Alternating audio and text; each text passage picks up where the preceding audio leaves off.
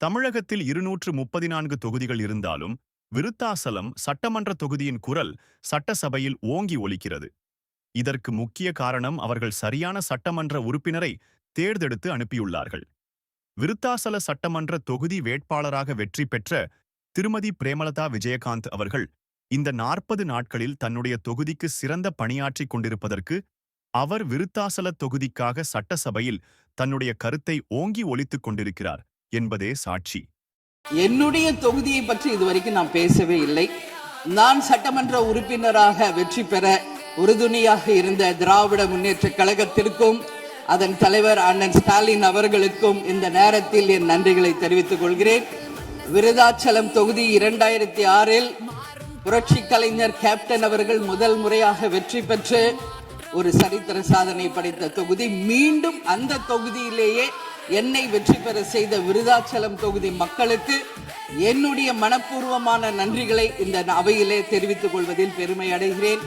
அதே போல அந்த விருதாச்சலம் தொகுதி மக்களுக்கு நான் என்னைக்கும் உண்மையாக இருப்பேன், நேர்மையாக இருப்பேன் என்பதையும் இந்த நேரத்தில் தெரிவித்துக் கொள்கிறேன். அவைத்தலைவர் அவர்களே, இதுல விருதாச்சலம் தொகுதிக்கு தேவையான அத்தனை விஷயங்களும் நான் எழுதியிருக்கேன். அவை நேரத்தை நான் அதிகம் ஏற்றுக்கொள்ள எல்லாருக்கும் வாய்ப்பு தரணும் அப்படின்றதுனால ஒரு 3 பாயிண்ட் மட்டும் சொல்றேன். முடிந்த பிறகு இதை உங்க நேரடியா உங்க கையில் நான் தருகிறேன்.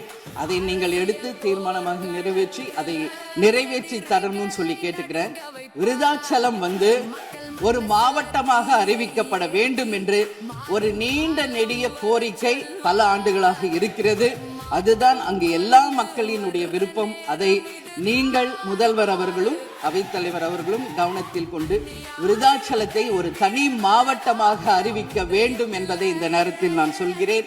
அதே போல பீங்கான் தொழிற்சாலை மற்றும் கல்லூரி தமிழ்நாட்டில் வேறு எங்குமே கிடையாது. அது விருதாச்சலத்துல மட்டும்தான் இருக்கு. கவர்மெண்டோடைய அந்த ஃபேக்டரியும் சரி, ஒரு காலேஜும், பட் ரொம்ப ஒரு நலிவுற்ற நிலையில் இருக்கிறது. ஸோ அதை நீங்க கட்டாயமாக மிகப்பெரிய அளவில் டெவலப் பண்ணி அதன் மூலம் வேலை வாய்ப்பையும் அதே நேரத்தில் எக்ஸ்போர்ட் பண்றதுக்கும் கட்டாயம் அரசு நிச்சயம் எங்களுக்கு ஒத்துழைக்க வேண்டும் என்பதை கேட்டுக்கொள்கிறேன்.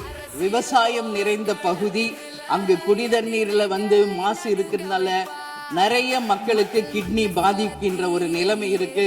சோ அங்க கூட்டு குடிநீர் திட்டத்தை கொண்டு வர வேண்டும். மரவள்ளி கிழங்கு, மக்காச்சோளம், நெல், கரும்பு இவைதான் அங்கு அதிகமாக விளைகிறது. சோ விவசாயிகளுக்கு முழு கடன் தள்ளுபடி செய்து விவசாயிகளுக்கு எல்லா விதத்திலும் இந்த அரசு உறுதுணையாக இருக்கணும் சொல்லி நான் கேட்டுக்கிறேன்.